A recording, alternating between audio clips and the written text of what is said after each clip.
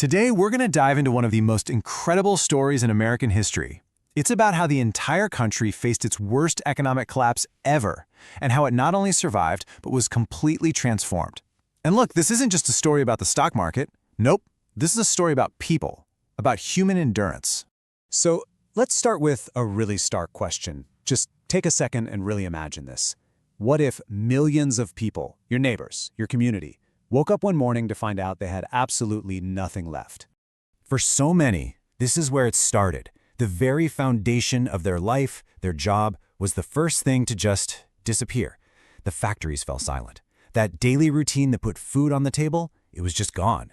And then came the second punch. Life savings. Every single dollar people would carefully put away for a home, for their kids' future, it all vanished when thousands of banks just failed.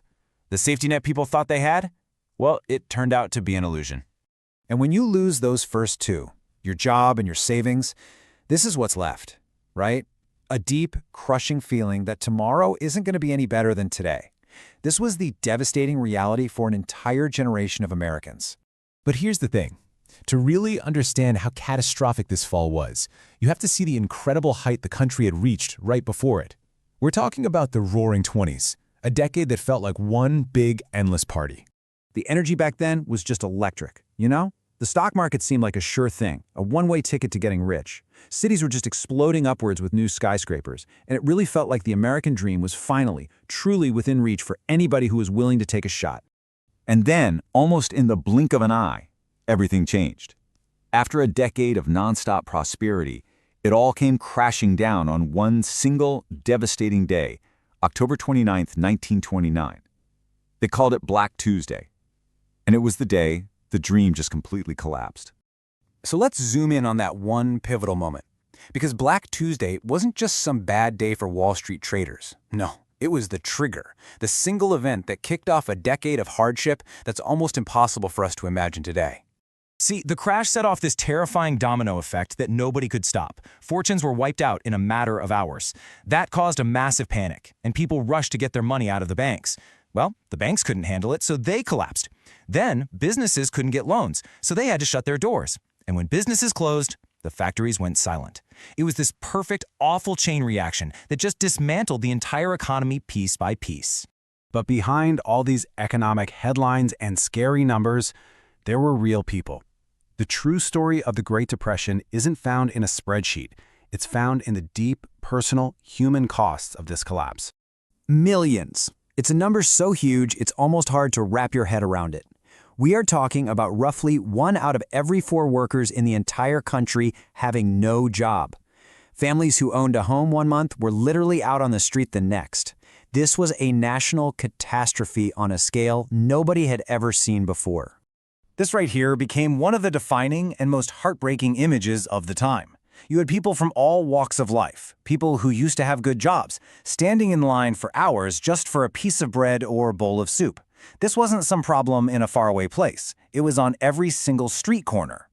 The crisis really hit hardest inside the home. It wasn't about losing money in the stock market anymore. It was about parents having to make these impossible choices. It was about the quiet sacrifices made at millions of dinner tables every single night just to make sure the kids had something to eat. But even in all of that darkness, the story didn't end there. And this is the turning point. This is the part of the story about how people and their government started to fight back. The response came from 2 very different directions, but at the exact same time.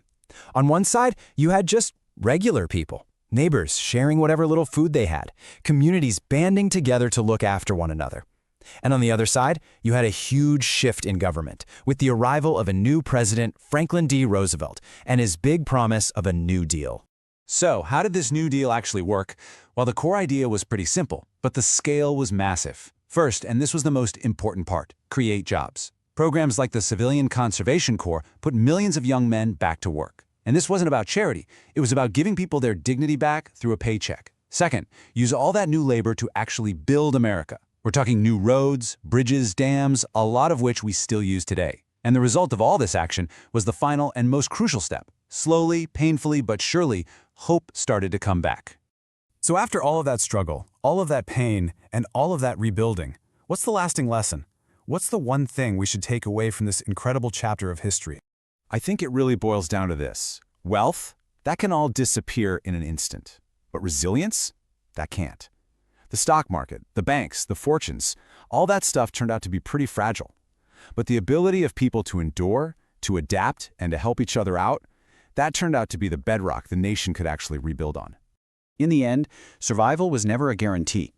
The nation made it through because ordinary people made a choice, every single day, to just keep going, to support their neighbors, and to believe in a better future, even when there was very little evidence that one was coming. And that leaves us with a final question for you to think about. The Great Depression was a monumental test, for sure. But was it America's toughest era?